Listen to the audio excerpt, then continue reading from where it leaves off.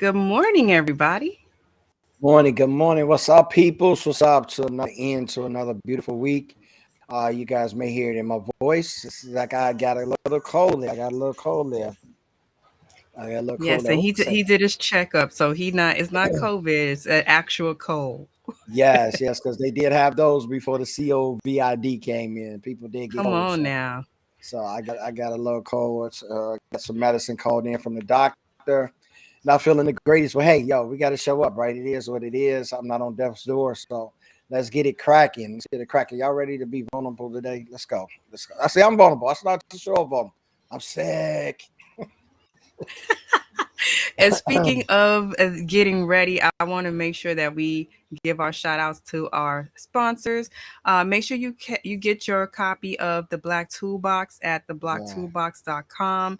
Our friend Martin Pratt wrote this book. He is helping others connect and understand what do you need in your Black Toolbox. He's helping you get the things you need to succeed. So grab your copy and also head on over to Russ website and you can connect with Russ and Scott. We'll drop the links, of course, so you guys can go directly. But get to the live business mastermind group. Yeah, that way you can talk to people about what you're experiencing and learn from them. It's not just you being talked to, but you being talked with. So make sure that you join the live mastermind. Carl and I are a part of it. So jump on in and let's all do what? Just find new ways to level up together. And Yes. Carl, tell the folks what you doing. It's the excuse me, it's the vulnerability transformation program. You know how we do. 4 week intensive. That's right. 4 easy steps. It's a guide to C-suite leadership. We do an intensive step to take you from being self-limiting beliefs, overcome all of those, to being the authentic you. And we do that in 4 weeks. So you do the work and I do the guiding, and together we get it done. Call ShawnWatkins.com/VTP. Go there, register today, and let's get started on the new you. And of course, if you need help with your website, you have a struggle site, come to me. I'm more than happy to help you with the struggle site rescue, where we will talk about all the strategies that can allow you to use your website more effectively. So you're taking that DIY and you're transforming it into your digital marketing powerhouse. So you're not struggling on how to use your website, but you're using it to build a long lasting visibility for you and your business. And Carl and I, we teamed up with our good friends Michelle and Donna, and we have the Next Level Business Moves Summit coming up Yes. September 24th at 10 Yeah. a.m. If you want to be a part of that, you get to hear from us on how to recession proof your business for growth and sustainability.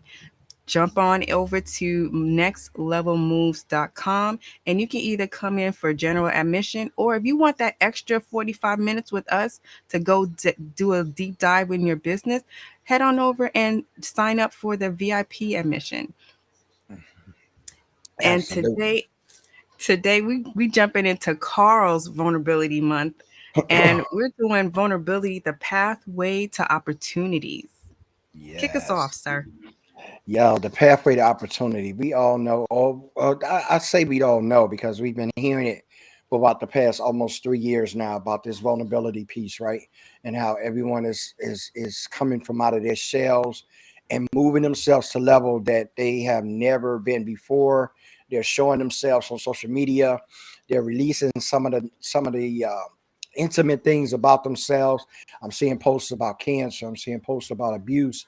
I'm seeing posts about survivors. I'm seeing posts where people are really diving into that. And what we want to talk about today is really how that vulnerability is the pathway to opportunity. And when I say opportunity, I don't mean just jumping on things monetarily, but I mean it's an opportunity for you to stand firm in where you've been, what you've been through, and where you're going. And not only that, to build the confidence and the self-esteem that you need for those self-limiting beliefs. You probably had them more so before the pandemic, but now people are releasing, and some people are kind of confused as to where to go from here.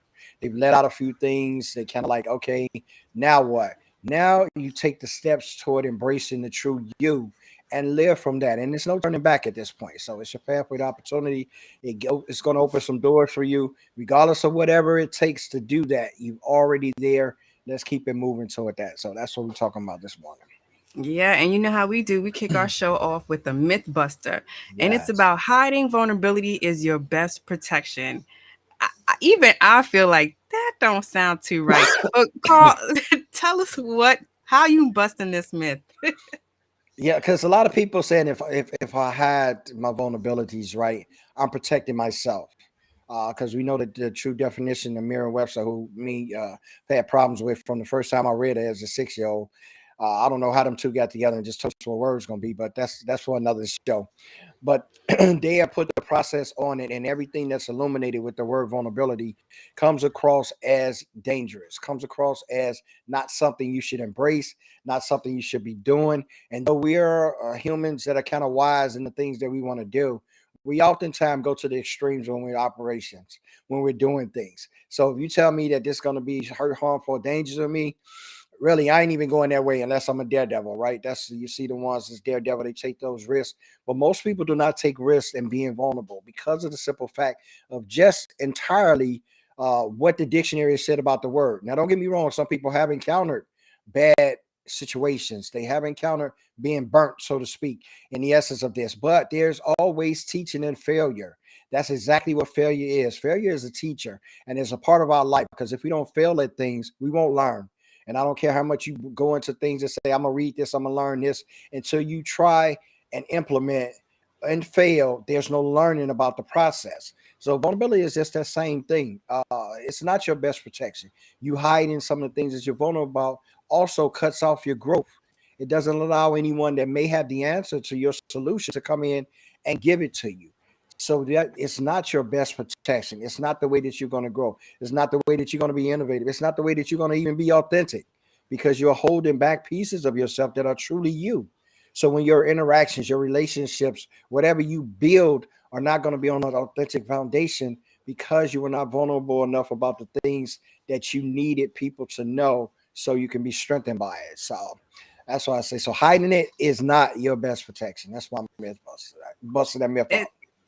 Yeah, so it definitely works against you if you keep it to yourself. And I Yes. guess an example can be if you're suffering in silence, right? Hmm. You sitting here, and this goes beyond business, personal life.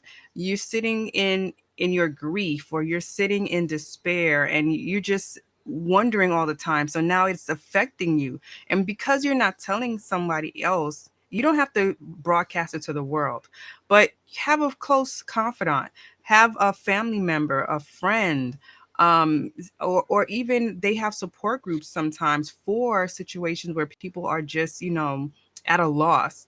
And it's not always because you have some type of addiction or anything like that, but they just have Yes. those people to be an outlet or a sounding board. And that's something for us too, as those who receive the words from people who are we're always being because I know with me, people always come to me with things, and I don't pride, I don't ask them things or whatever. Mhm. For whatever reason, they just feel like they can unload, and not unload in a bad way, but just let me know what's going on. They just feel like I'm a good ear. Why do I think that's good?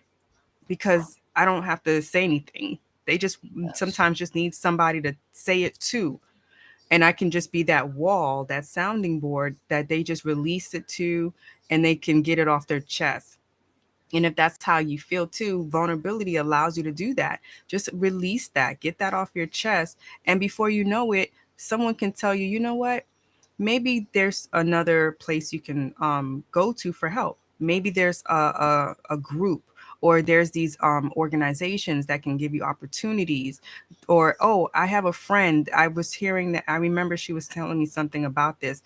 I think you guys can be a good connection. That's how some connections are built too, and relationships are built. So that's where vulnerability becoming the pathway to opportunities comes in. So, like I said, it's not just a business thing; it can be personal too. Opportunities can be personal. That you're opening that gateway when you're being vulnerable.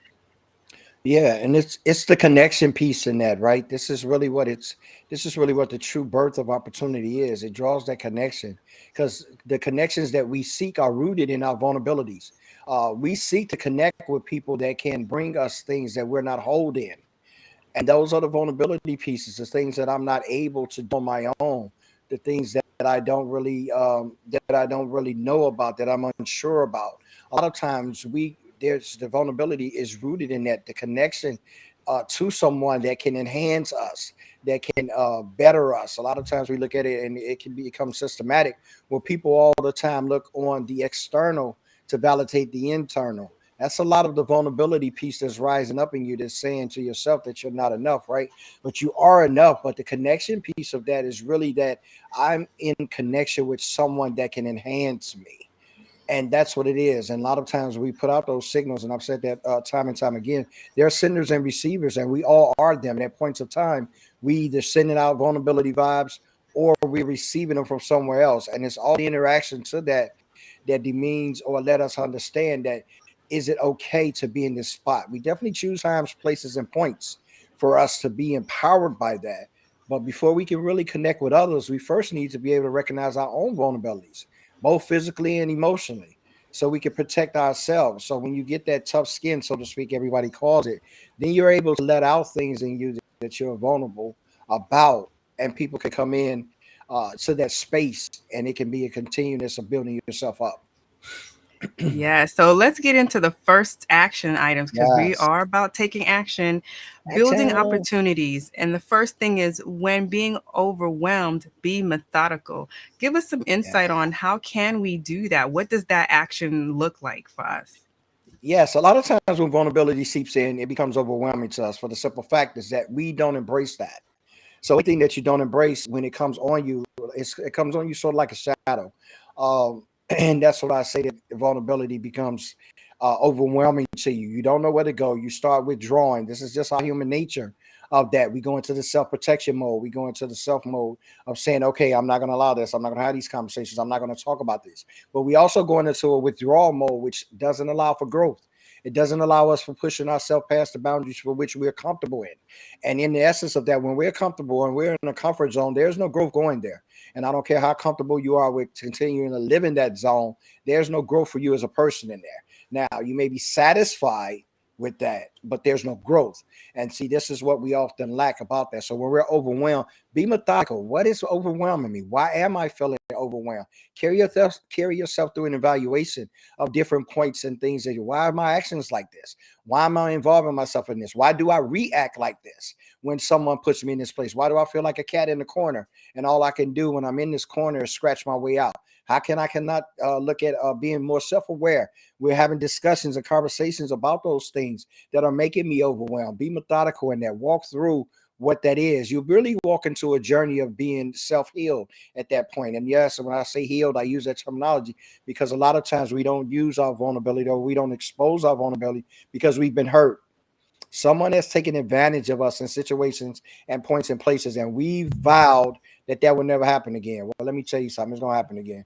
It's going to happen again. I don't care how much protection you think you're going to put up. I don't care how many walls you think you're going to put up. If it's nothing but the family member that's close to you, it's the coworker that come in and work with you and know you, your ins and outs for 10, 12 hours a day. Someone is going to be able to expose that. So what you do is toughen your exterior. Be methodical about your reactions to and how you intertwine or engage with those who bring that about. Let people know that things don't always hurt you like they think they do. Engage in conversations that let people know that this is not what you're doing. This is how I feel about this. A lot of times we don't talk about stuff. I tell my family all the time. My family is one that they don't talk about things till they on 100. Right? I don't know where it came from because that ain't me. If you doing something that bothers me, I'm gonna let you know from the door. I don't care if you the maintenance man that opened up the door for me at work or you the CEO of the company I work for. If we've made an encounter and you said something or done something to me that as whether it offended me, made me feel some kind of way, embarrassed me, whatever the adjectives you want to place on, I'm addressing that because there's ways to. So we have to get over the boundaries of saying, "Oh, okay, that's my boss. I can't say this to them." Nonsense. Be methodical in that. If it's overwhelming you, that take those processes. Don't drive the conversations in at 100 because we oftentimes like to do that. I ain't gonna say nothing. I ain't gonna say nothing. I'm holding. I'm holding in. Then the next thing you know, we be reading about you on the newspaper. God forbid something happen, and you just done went off on everybody. Talk about it. Be methodical about it. Work it out. And it could also be too that the person you're trying to communicate it to, that they're doing too much. They're overloading on you, or they're approaching you wrong. They It's not sinking in. So when you think of how to be methodical, think of your approach. Maybe you doing too much soft stepping, because sometimes we Yeah. like to talk in circles, right? I Hmm. cannot stand when a conversation is happening about a wrong. Someone was wronged, but instead of you saying who wronged you saying, well, some people and many times folks in this group. Absolutely not. Call out the devil so they know you talking Yeah. to them. Yeah. And I Most don't definitely. mean to call, I'm not saying I'm calling that person the devil, but stop blaming the invisible man. If there's a particular person and thing and issue that you don't like, or that's affecting you, call it out. Because how can Mhm. you address anything? How can other people help you address it if you can't even call it out? So methodical includes naming the ghost that you trying to get at, right? So Facts. so that's what I wanted to add to that. Yeah, and that's really putting icing on the cake, because a lot of times we don't address that, and then when it becomes an overwhelmingness of us, we are reactionatory. We're not proactive in the essence of that. If we would just at points and places and times when we're feeling overwhelmed, vocalize, articulate that. And I know everybody can't, right? And I know everybody is not forceful or withal or have the wherewithal to articulate that. But you forgot to find a way for your well-being and for you to be methodical. That's why I said being methodical. Being methodical is taking your time, taking deep breaths, dig into what's actually happening. Let's see if we can get a roadmap to making this better for me. Me and my supervisor, not the one that I have now, the one before I got this position, we butted heads all the time. We butted heads all the time because their main thing was that they were in charge of me. That was it. He didn't say it directly like that, but every conversation zeroed back to that. And every time I talk to him, I zero back to you. I'm not your child. I don't care what are you talking about and what's going on. Now I'm going to give you the respect that's due to you because you are my supervisor. But that's where it stops. When you cross the line to that and you're overwhelming me with your actions and how you're treating me and how degrading of things that you're doing, now I'm methodically picking out places and points in place where I can tear down this bridge. And now, even though he's not over me now, he's in a different department. Yeah, and I had a lot with him getting moved. Um, his points, the points and places to him now, he speaks to me coming in the door. It's a friendly atmosphere. And sometimes it works out like that, and sometimes it don't. But for your own well-being, for you being overwhelmed, be methodical in the essence of what can get you out of that situation and what can make you better in producing the things and the results that you're seeking to find. Yeah, I love that you said that. You had to kind of point to the person that you're not their child, but even children, there's a certain way you got to talk to humans, Yes. people, animals. Just watch your tone. That's just what it is. Respect doesn't have to always be at a point of, "Oh, you need to earn my respect." Absolutely not. You come out the gate with respect. Now, if people are losing your respect, then yes, they got to re-earn it. But nobody has to earn your respect from day one. What you Yeah. talking about? You don't get to just talk down to people and talk any kind of way, and like talk out the sides, at both sides of your mouth, or any kind of right sides of your True. mouth, and all of a sudden we supposed to just give you respect, talk to you a particular way with honor, and then you don't have to feel bad about anything. And True. I just had somebody, I'm gonna say, drop like bird dung in my Oh email wow. Wow. Wow. yesterday, because that's the approach. The approach was complete trash, and I took a couple of hours because I already told you guys. Sometimes I can go to team burn it all down, and I didn't Wow. want to do that yesterday. I had a good day. I had That's a good good. That's day. I good. was productive yesterday. You didn't need to come in my inbox all wrong and left field. So instead, I took a couple of hours and then I just responded, but I responded with receipts because I knew I took a certain approach. Was it the best approach? No, but that's the approach I took because I was given a situation that I did not create, but I had to figure out, okay, what do I want to do? So the person just came on left field. That's fine. By the time me and my supervisor, my direct supervisor, were talking, she was like, okay, I can see both sides, but you did do right. Thank you for giving more detail because this person didn't give any detail. They just came in, boom. So it's an approach a lot of times. You have to watch your approach when you, especially if you're going to the point of you now you feeling overwhelmed. What's your approach, what that led up to it? Think back to it as well. How Yeah. did you get to this point of overwhelm? What were your actions too? Because us as humans, when we're overwhelmed, we play a role in us becoming overwhelmed. Yeah, absolutely. We we have did to we take did not ownership. speak up early enough. We didn't do enough. There's times where you're telling somebody, you know what, I got a lot on my plate, I can't do this, but then they come back to you and you're like, okay, I'll do it. No, that's part of that. Now you took a part in you adding to your overwhelm because you did not push back and say no. Remember when I told you I got enough on my plate? Remember when I told you I can't take on anymore? That's where you jump in. So that's where your part, that part of your method has to jump in and you become, and we're going to talk about this right now. Now you need to be proactive. Hmm. Being vulnerable requires you being proactive. So being proactive, you now need to start speaking up early. The longer you wait, the longer everybody can go, well, why didn't you say anything sooner? Da da da da da da da da. Now they turn it around and you the bad person. Hmm. Don't do that. Don't. And they always tell you closed mouth don't get fed. The squeaky wheel always is the one that gets fixed. So That's you it. have to figure out your position. Do you want to look like a whiner? No. But you speaking up doesn't have to be about you whining. It's about you stepping up and putting boundaries out. And you can be firm without being rude and disrespectful. That's something else we got to practice. Practice. Mhm. I didn't say Yes, you have to get it down to a science, but you got to practice it. you definitely do. And that's part of it. So you ask yourself the question, how do we be proactive with our vulnerability? First, you got to increase your awareness of what feels true to you, like in the essence of that, like you're saying, with what those things that you have the opportunity to in the first place, to not get overwhelmed. So it requires the proactivity that it requires is that, okay, this is what space I'm in today, and this is what I'm going to allow to be said or done. These are the deeds that I'm going to allow and not say anything about. You have the power in that. And a lot of people say, well, being vulnerable, I'm opening myself up to. Yes, you can open yourself up to how wide as you want. You can open yourself up to where it pours out, the vulnerability pours out like a river. Or you can open yourself up to a faucet where it trickles.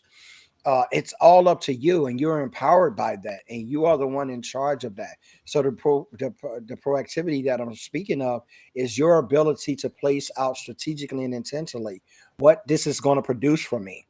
If I'm being vulnerable in this situation, how is this going to grow me? How is this going to grow our relationship with whom I'm sharing this vulnerability piece with?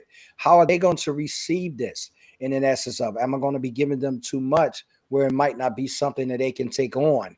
You got to be proactive with that, and your discussions in that. How are you going to be able to increase your awareness of that? Understanding what my vulnerabilities are and how they affect those that I'm around. How is that emotionally done? Yes, a lot that goes on, but these are things that we have in our power, that we have the opportunity to build opportunities in. Because knowing in advance that we all have vulnerabilities and they're all there, they're all part of the human experience. And it just depends upon those experiences, is how we embrace our vulnerability. Our ability to emphasize is a big piece of that. Understanding where people go from. I had a person I work with every day. They would come in with a bad attitude. And for time on, a lot of the coworkers would be like, "Oh my gosh, she come in every day with attitude. It just stinks. It just stinks." And but I never had those interactions with her. And then I brought it to her attention. I was like, "This is something going on." I just, one time at lunch, we just sat at the table, and I went to her table. I was like, "Hey, how you doing? Is something going on?" Because I noticed that coming in a lot. I didn't go to the negative pieces about her being snappy or something, but I said you come in a lot. You're not looking as positive or self assured. You come in with your head down. You don't do a lot of eye contact. I just brought up some of those physical things that I noticed, and come to find out, she was having a tumultuous time at home with her spouse every single day, and it had been going on for about a few months, and she just didn't know what to do. At that point in time, no, I'm not a counselor. I have counseled, and I do know how to counsel, but we talked about those things. So there was a correlation into her attitude every day coming into the workplace. But we didn't just delve in. I didn't just delve in onto her based upon her actions. A lot of that is proactivity. If you're taking on those as leaders, and really that's what I'm speaking to, if you're taking on those as leaders instead of jumping into the pack of what everybody else is saying, remember you're a leader. So you're above the pack. So you should recognize what's going on in the pack so you can clarify that and declare that and fix that in the pack. And so the leader is supposed to make that accountability piece for everyone in there to get along. Not for everyone in there to love everybody, because everybody's not. But you guys are on one similitude of what you need to get done in the organization, in the department, in the team. So therefore, the proactivity of the leader is being vulnerable, understanding that, yeah, I can relate to that. I can empathize to that. Yeah, you may have a few rough things. I've had a few rough things. You don't have to build or create stories to be empathetic.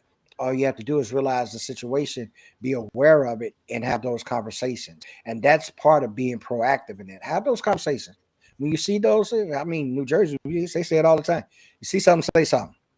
The public transportation, that's their motto. You see something, somebody leave a bag. Ever since 9/11, everything's see something, say something. Something looks out of place or whatever. Have the wherewithal to address that in a manner that it's comfortable for people. And if you can't do Mhm. that, find somebody that can, because everybody don't have that. I call it chops. Everybody don't have them chops. Some people just, they don't know how to do that. But if you can be proactive, it definitely vulnerability definitely requires that from you.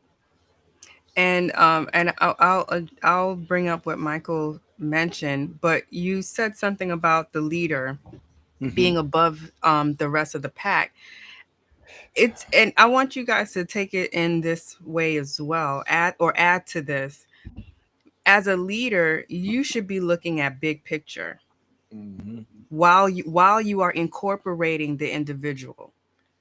So when you're looking at the big picture, you're saying, okay, yes, I see this person isn't getting along. I see is it a personality thing? Maybe something else is going on. When did I start hearing about this, or when did I start noticing this? Maybe something happened around that time. Then bring that person in and ask. And if you have to have a team meeting about it, that's where you can start to be proactive in delegating better. You don't have to say somebody isn't able to do it or whatever, or they feel overwhelmed. Just say, you guys, I was just wanting to test something out. How about we divvy up more? We're going to cross train each other so one can take over. So then the person who's feeling overwhelmed doing a particular task, you can now start offboarding some of those tasks to their teammates, bringing other people in to take on the load without you saying, "Oh, this person can't hang it. They can't do this. Let's just give that to somebody else." No, start swapping roles or responsibilities to give other people an opportunity to see the amount of time it might take, because that's something else too. We overwhelm others because we make assumptions of how long they can do it or what it takes to get it completed. But when we now have to sit down and do that kind of work, we're like, oh, wait a minute, I didn't know. Oh, this is what you had to do. Oh, there's a bunch of stuff you have to. Yeah. So we also need to stop taking assumptions with us Hmm. as we're trying to build opportunities for each other.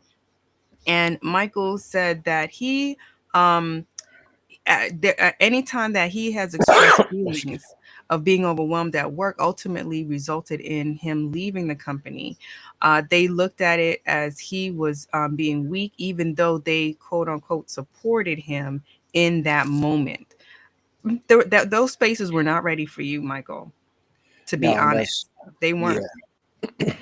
No, go ahead. That's And what Michael is talking about. Thank you, Michael, for sharing that. That's a vulnerability moment right there.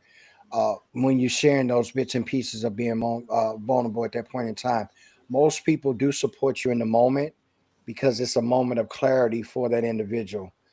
It's not really a thought process. When you display or you expose your vulnerable moments to people at those points and places in time, human nature takes over. Then the aftermath of the thought process kicks in. Because a lot of times when you share a vulnerable moment, it's an unpleasant moment. So most people, human nature wise, are like, oh my God, I didn't realize that. Then we get the mindset of what society has taught us. And that comes in after the fact. Oh my God, yeah, I knew he was going through that, but really? Really? You gonna talk about that at work? Man, that's you weak, man. That's just a reactionatory of what we get from society and what society has said we should be, or how we should act. There are millions of people that are overwhelmed every day at work. And ultimately, it does result in them leaving the company because they don't have a safe space to let that be known. But also, what I'm teaching leaders and those that I train and coach, the terminology of which you use as well plays a big key to you being able to state your vulnerability. Because a lot of times, being able to articulate feelings in certain ways, vocabulary wise, throws the mind off in the essence of what you're really saying. And when I say that, it's not that you're not expressing your fullness, but you can use, like we do SEO, there are keywords that we can use in the essence of letting people know we're overwhelmed and things are not going the way that we saw fit, or things are not going how it is, or I need help in certain things. And the correlation of that with leaders, we oftentimes don't understand how to articulate that to a team. We get to the point of just saying it the alphabetically ABC way. Yo, I'm overwhelmed in this.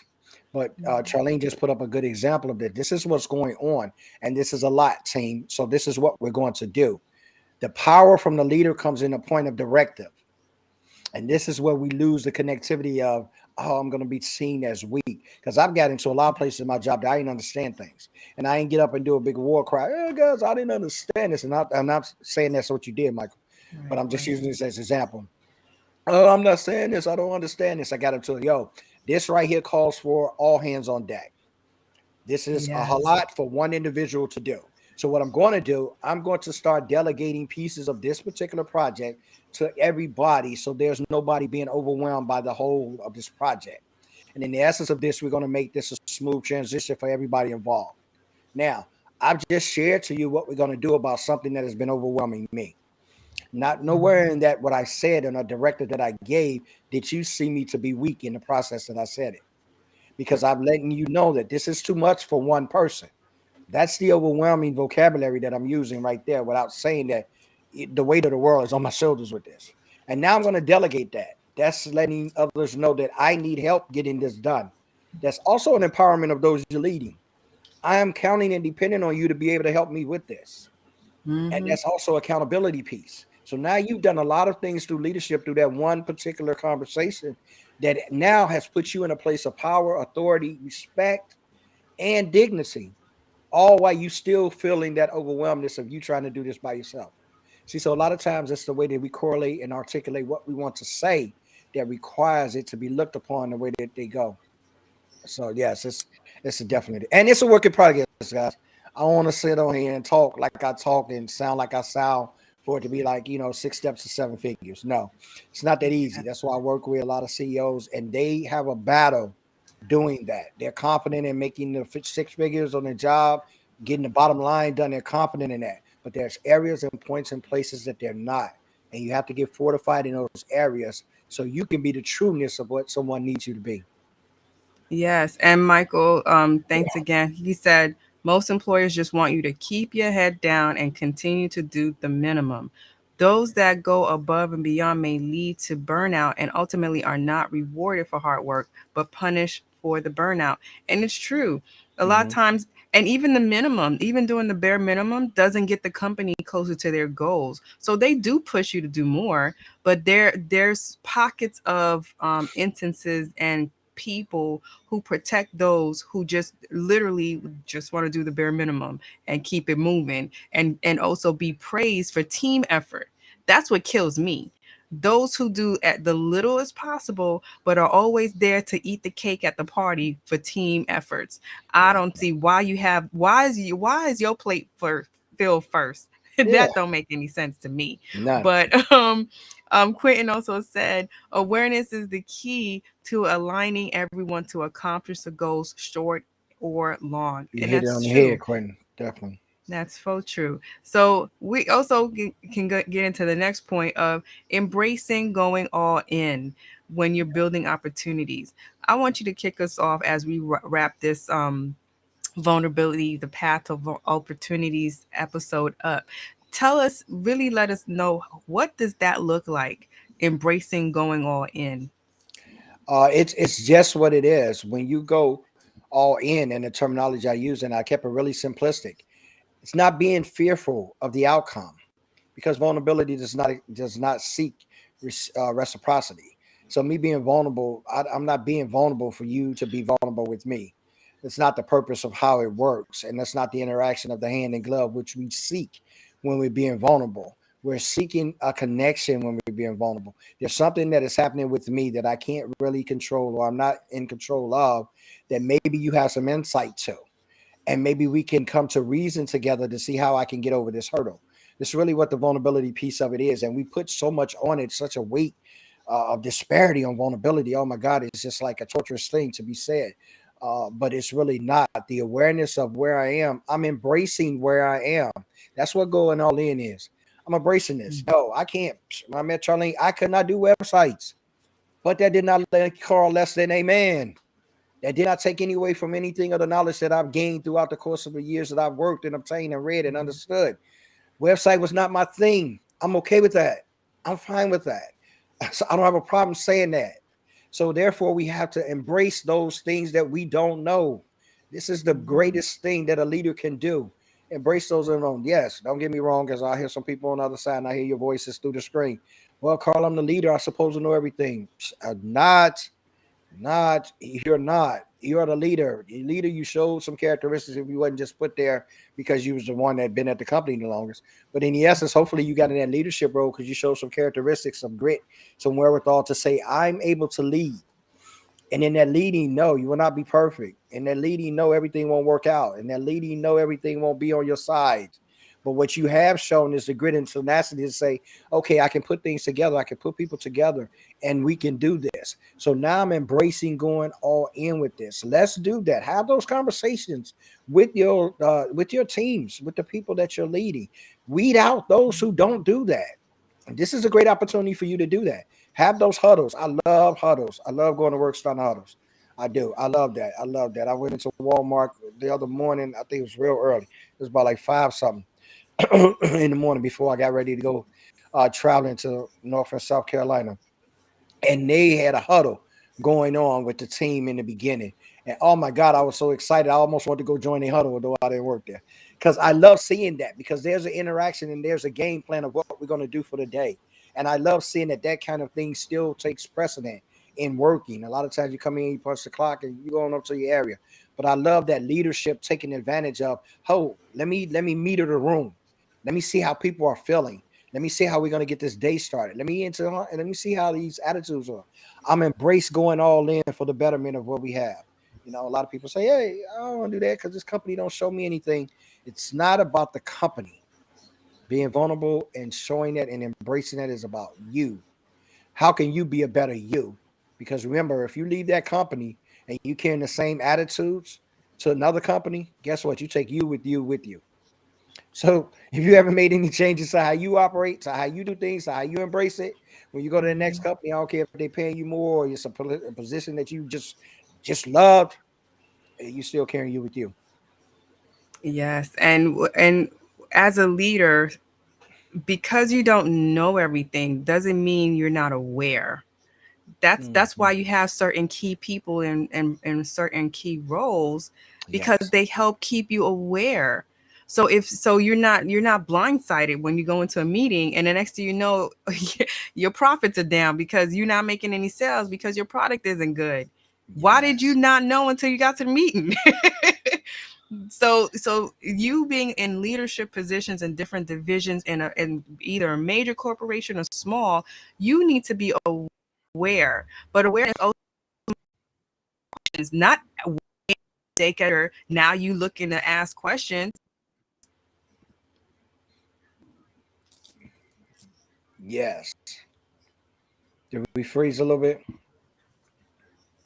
I think I did. Did you, I think I I think we froze a froze a little little bit. bit. I think Just a I bit. Go did. ahead. I I hear think you. I did. Oh, okay. Because I I was saw listening yellow and and I I was was like, like, "Ooh." you had me on the end of the rope. I was like, yo, what's up? What's up? What's Oh, I'm up? sorry. I saw yellow and I was like, so yeah. So as a leader, you don't have to know everything, but you should be asking questions.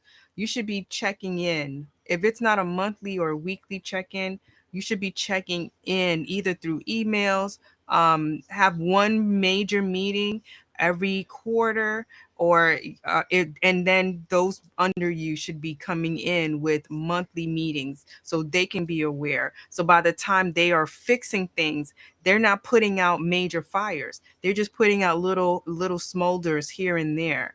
That's what that's about. That's what that should be looking like, especially as you're building. And if you're in that position as a leader, you should be looking to do that. Yes. You shouldn't be waiting for somebody's review time to now you giving them a breakdown of their full year round out. What are you doing? Why are you waiting that long? Now it's too late for them to make changes. Now it's too late to incorporate something. And if somebody's overwhelmed and they've been barely making it and barely holding on, and you can see that, why are you waiting till their review time, which usually for most of us is the end of year in a corporation? Yes. And it's the opportunity that you have, and it's all about building opportunity. And the pathway is just that. The pathway is vulnerability. Vulnerability. If we explore our vulnerabilities and truly learn that they're not a sign of weaknesses, but they're truly the cornerstone to being empathetic and creating deeper connections with people. And I use that term deeper, and a lot of times we shy away from that because we don't want people to know all about us. We don't. That's not what that engagement is. That engagement is that I have a deeper understanding of who you are, your thought processes, who you work. It is amazing to work with someone that they can finish your sentences. I work with this person uh, when I was running the Chick-fil-A's, three different stores I was running at one point in time.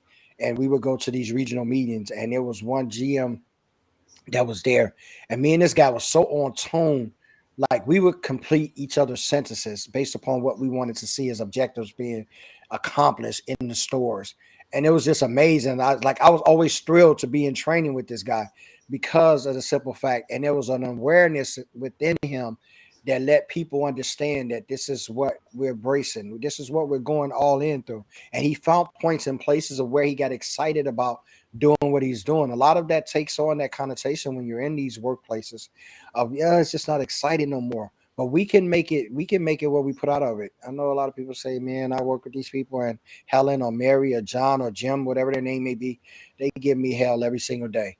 But I tell you what, there are points and places and times where you can stand out in those areas and have a great day. You can also address those areas. Work on trying to address those. We talk about being methodical early. Work on trying to address those. Work on vocabulary, articulating how you feel about certain things. Pull them all to the side. Let them know. Have those conversations. Put it in people's ears. A lot of those things we fail to do because we just want to do what we can do. Like Michael said, we want to sit in and come in and do the minimum and whatever. But I'm not going to be at a workplace where I'm unhappy. I'm not. Do I need the job or not? I'm going to be working on that job. But Monster, what's the other one? I don't even know none. Indeed, all these job spot, LinkedIn, even all these job spot. Best believe I'm going to be burning up the pathway, trying to find another place to go while I'm doing that. So you have the opportunity, and the choice is yours. You just have to be bold enough to take it. Yes, and speaking of being bold, make sure that you guys come back for another Friday of vulnerability, Yes, because we are definitely getting into some more action items on what is the ultimate thing that you need to be doing, because all of these are, I want to say these are ground pathways. We're laying down the work for you to help you figure out, okay, we're coming through hard times right now. This time around is the recession. Inflation's happening. All these things are going on. How can I allow myself not to fall through the cracks?